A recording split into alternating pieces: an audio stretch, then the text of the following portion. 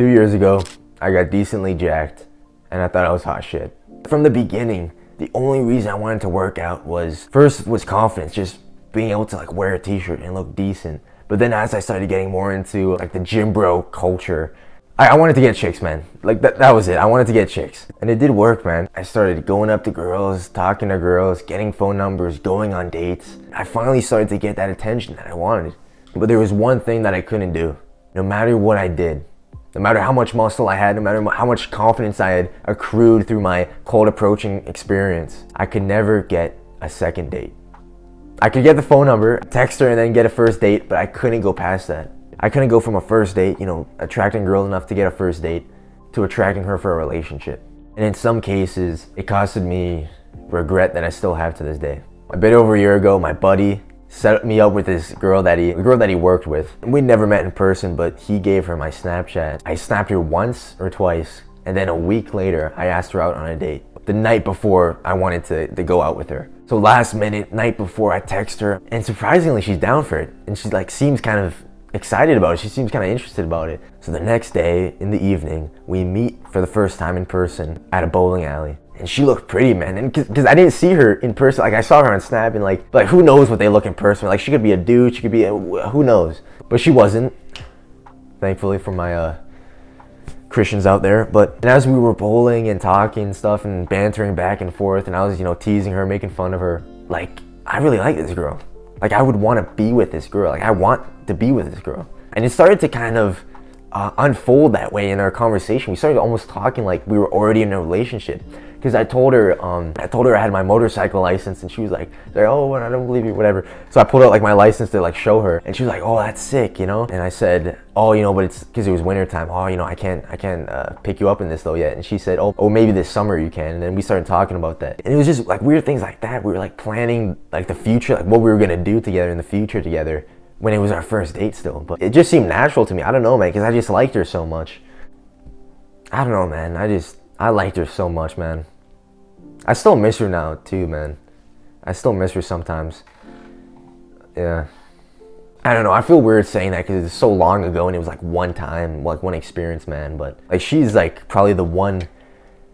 I messed it up a lot of times with girls, man. I'll be honest, I've had a lot of mistakes, man. And then I come here to report back to you, man, so you can learn from them. But with her, like I remember like we were driving and she was asking me about like what classes I had, and I said, biology, English, French, all that I was doing, physics. And she was like, damn, you have like a tough semester, I can help you out, I can help you study, whatever. She said it in a more like, pretty way than that, Like one moment that I think about sometimes, not so much anymore, it was really like only like the few months after it. That's still not good, man. But on the drive home, like she turned to me and she was like, oh, are you okay? Because I guess I was quiet or something. And like she was like driving, so she put her hand like on my like cheek like that.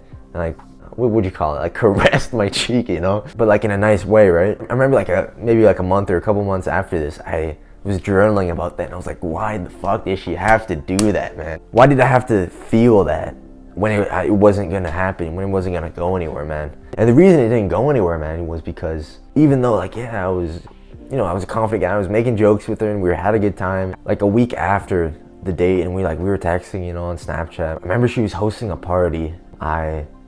Being like all red pilled out and all that stuff. I was like, texting her. I forget the exact words I said, but I essentially called her like degenerate for having like some fucking party. Like, what is this? What's going on? And I was just being a dick about it, man. I was kind of just like giving her shit for it, man. Then I was like, oh, we're gonna go on another date. Like, okay, are you free this weekend? Oh, I'm not, I'm busy. And then, eventually just, faded out.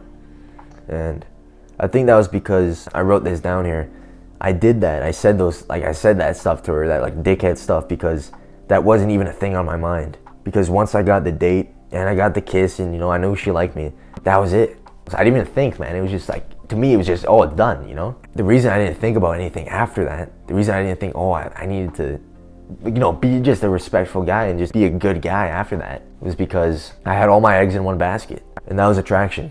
Because to younger Johnny, who couldn't get the light of day from girls, who couldn't get the attention, who couldn't get even a girl to like him back enough to get her to text him on Snap, to him, to me, to my younger self, attraction was all there was, because that was the only thing keeping him from girls. That was all that was stopping him from being in a relationship, that attraction. If he could get that, then he could, you know, talk to her, and then she'd be interested in him. Then he could get dates with her, and she could get a girlfriend. He could do all these things. But we're past that now, man. We put the work into that.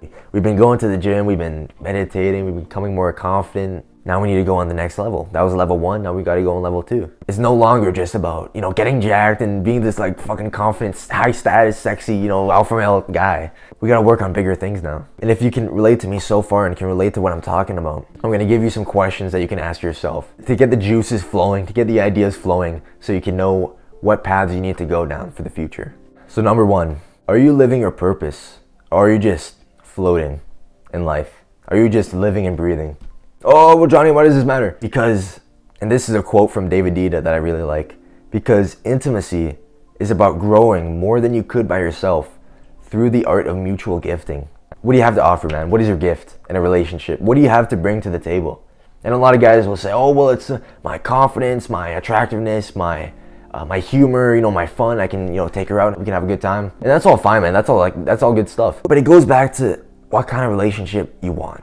If you want a relationship where it's just like, oh, it's fun, you know, it's just you and her and you guys have good times together, then yeah, that's fine, man. But if you want her to surrender to you and let you take the lead because she trusts you so deeply that she can just relax into her feminine self and let you take the role of the masculine and lead the way, she can't do that unless you follow your purpose.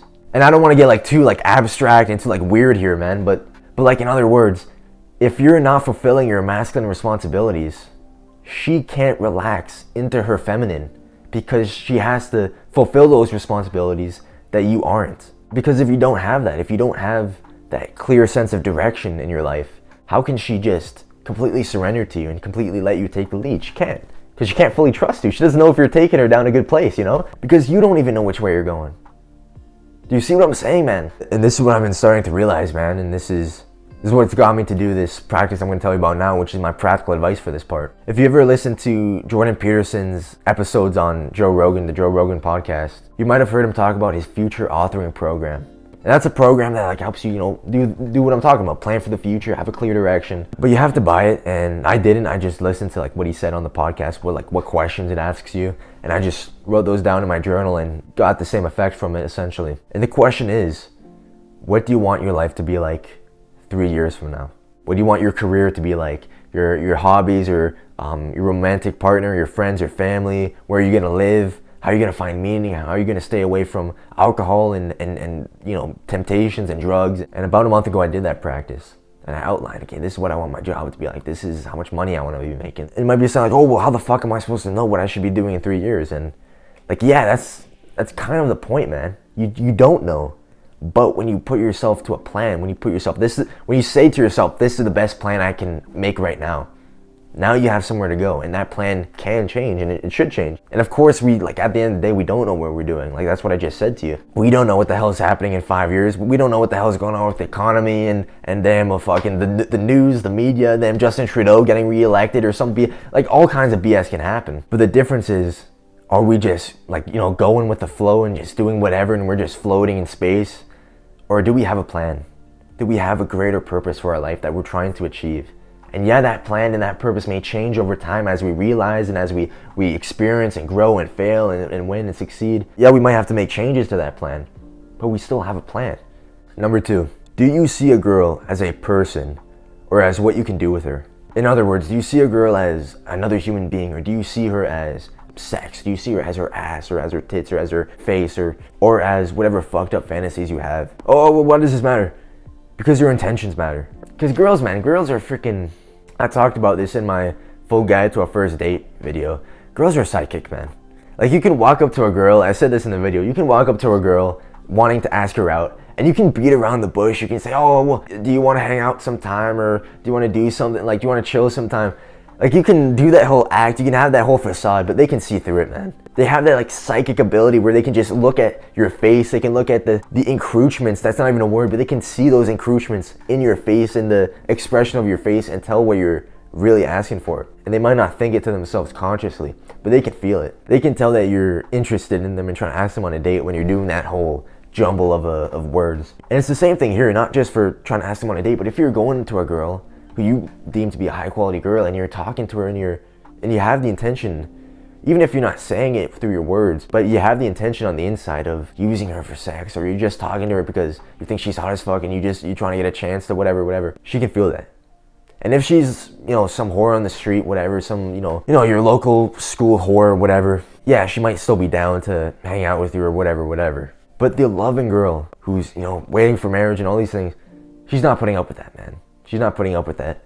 And when God's looking down at you and he sees that you're doing this, even behind the scenes, even if your intention doesn't come out through your conversation with this girl, even behind the scenes, when you're treating other girls lustfully, when you're still looking at porn or looking at softcore porn on social media, you're on NoFap now, but you're scrolling on Instagram and you're seeing these videos, these meme videos with a hot chick in the thumbnail, a minute compilation of random meme clips, and you're waiting for that one clip of the chick. When you're doing things like that, or even as simple as walking in the hallway and you're staring at the girl's ass who's walking right in front of you, even the littlest moments like that, God sees. And if he sees you treating his daughters lustfully, like they're less than a person, like they're only whatever you can do to satisfy yourself with, if God sees you treating his daughters like that, why would he give you his daughter over here? That high quality girl that you're after, why would he give her to you? Why would he let you have her? I was watching a George Janko podcast, which, if you don't know, is this like Christian YouTuber guy. And he did a podcast with Andrew Tate. And there was one moment where he was talking about his old life that he used to live, where he was very lustful, he was very promiscuous, he was like just, casually sleeping with girls here and there. But he was a Christian guy. And so someone stopped him once and said, you're saying you're a Christian guy, but you're sleeping around with all these women. What's going on here, man? And then George at the time said, oh, well, when God shows me a Christian woman, a good Christian woman, then I'll be a good Christian man for her. But until then, I'm going to keep doing what I'm doing. And then the guy replied to him, and then George realized that God judges us with how we act with the blessings we have been given until he gives us another blessing. In other words, if God sees us treating the women that we've been already given in our lives through seeing them online or in person at school or at church of all places, if he sees us treating the blessing of women that we've already been given in this lustful way, why would he give us this next blessing? And George was saying how we have to treat these blessings that we've been given now with the proper respect and love that we should give them, and treat them right before we can get that next blessing on the next level. And I am making a full video, a full guide to lust. I'm still working on it, of course. I still some stuff I gotta figure out for myself, man. But some practical advice that I can quickly give you right now is, when you're on social media, and even if you have deleted social media like me, I've deleted Instagram and Snapchat, but you still have YouTube, because I still have YouTube. Every time that you see a lustful or sexually provocative video or clip, or YouTube short or Instagram reel, TikTok, whatever, even if you watch it, even if you take the few seconds to watch that and be lustful, click those 3 dots, and if you're on YouTube Shorts, click the don't recommend me this channel button. And if you're on Instagram or if you're on TikTok, press the block this account button, or whatever the equivalent is for that app. It's a quick and easy thing that you can start doing today. Of course, we want to long-term work to a point where we're not doing that, where we're off social media and we don't have to face those temptations. When we are faced with them in the time being, there's that quick and easy button we can just click, so we don't have to see it from that account again. Number 3, how much time have you spent learning how to love a woman properly as a man?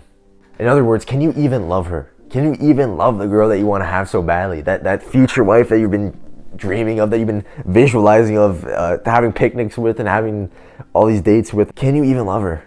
And that sounds like a stupid question, because the way that we've been raised of thinking of love through these freaking dumbass rom-com movies, these freaking Adam Sandler movies or whatever, or even like the Spider-Man superhero movies, the way that they show love, we've been raised to think that love is just a feeling. It's not something that you do, it's just something that you feel, and if the feeling's right with both people, then you can make something happen. I think that's where the problem is, man. I don't think that's right. I think from hearing guys like Hamza and David Deida and other guys talk about this, love is a discipline. That's something that Hamza said. Love is a discipline.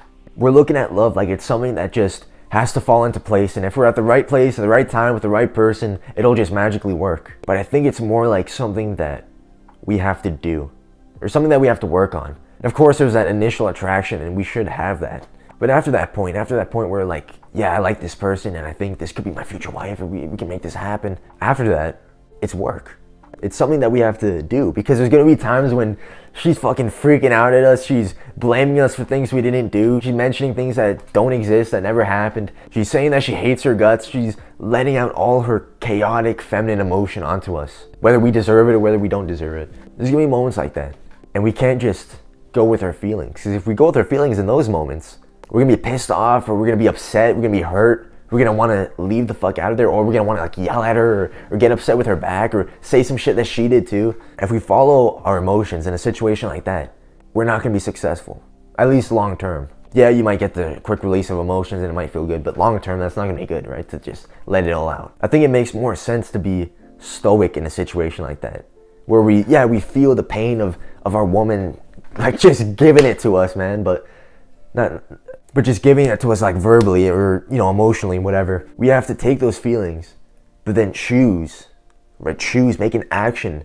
to love her instead of giving her back those feelings, to love her instead. And this is something I've been learning about through the book, The Way of the Superior Man, which you might have heard guys like Hamza talk about, or it's a pretty popular book in the self-improvement community. I don't know. Are we a community? I don't even know, man. But in the self-improvement world, at least, it's a pretty popular book, but I don't think people take it like they should take it.